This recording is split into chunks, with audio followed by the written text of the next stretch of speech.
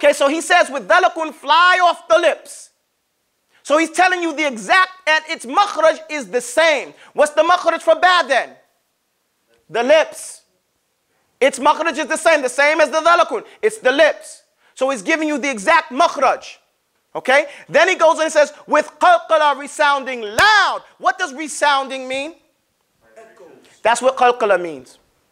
Qalqala means resound. You hear it twice. It blurts out its name. Because it's almost like saying ba twice. Say ib. Ain't it saying ba? It's blurting out its name. Ib. Like some words and letters in Arabic or English, you have W. You never say W. You say what? But here, ba is blurting out its name because it's resounding. It's echoing. Understand it?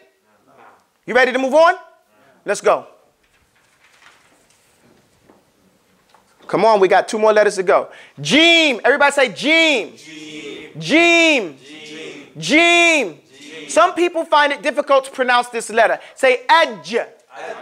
Edge. Edge.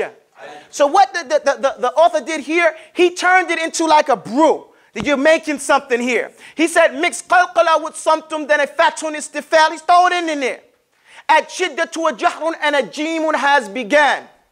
Okay? So he said mix these sifat together to get the jeem. Mix qalqala with something. What's qalqala? That resounding. So you say hajj. So automatically what you know, if there's qalqala, there's got to be shidda. Because you can't have that resound without some strength. Mix qalqala with something. Something is that restraint. Then a fathun istifal. You got to open your mouth. You got to keep your tongue flat. Say ijja. It goes up and down, right? Ijja. Say jeem. Hajj. You hear that? So it says mix qalqala with something, then a fathun istifal, add shidda to a jahrun. He's giving life to these things. Like you go catch a jahrun, it's a loud sound, right? Add some strength to some jahrun, and a jeemun has began. Why did he say began? That's what part of articulation. Well, because you don't complete the word just by giving the sifat. You have to get to the makhraj. You have to get the proper makhraj. If you don't have the makhraj, you can have all the sifat. You got another letter though. Okay? You got a different letter. So he says, go up please. Complete the jeemun using just the middle of the tongue.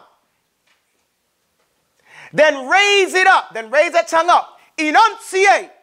Loud. The jeemun should be done. Now it should be finished. If you did all of that. So now he says, complete the jeem. Now you got the sifat that you're going to have. You mix them all together. Now you complete the jeemun using just say ijja. And when I say the middle of the tongue, I don't mean this way. I mean this way. Ijja.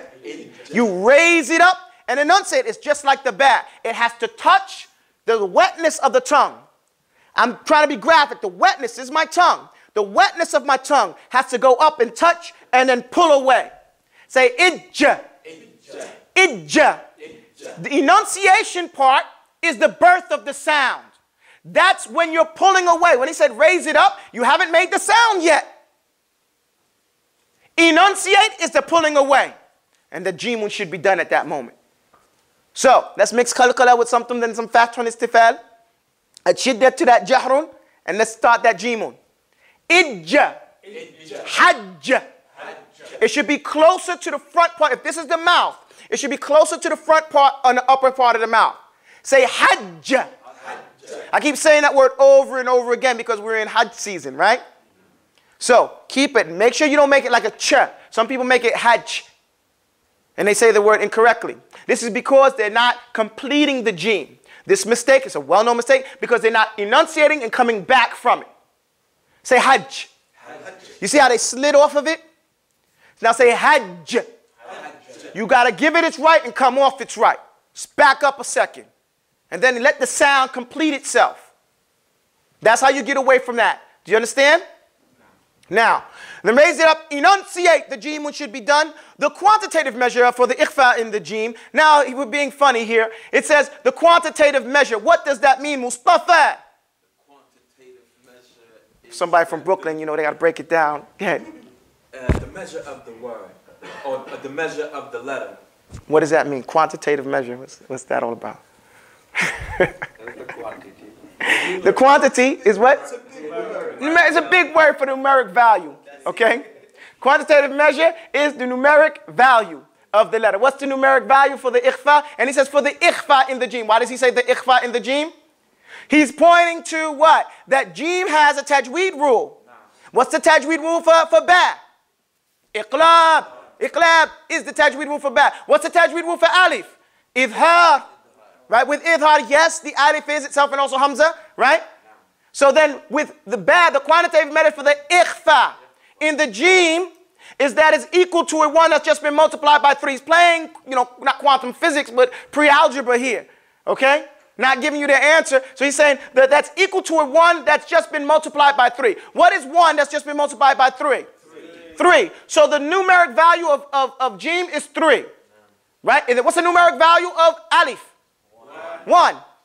We got to do this stuff over and over again till it's second nature. This is kid stuff to us, right? We should know this. So that when we go to tajweed and the sheikh says, Akhi, pronounce that ba. And he says, give me some iqlab when you mix that ba with that noon. Min ba'd. You start coming like, oh, he know what he's talking about.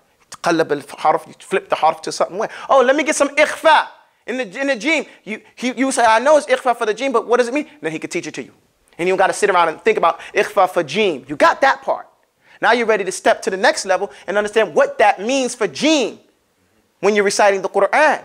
And you're ready. And this is something that we were talking about, matriculation, being ready for that level.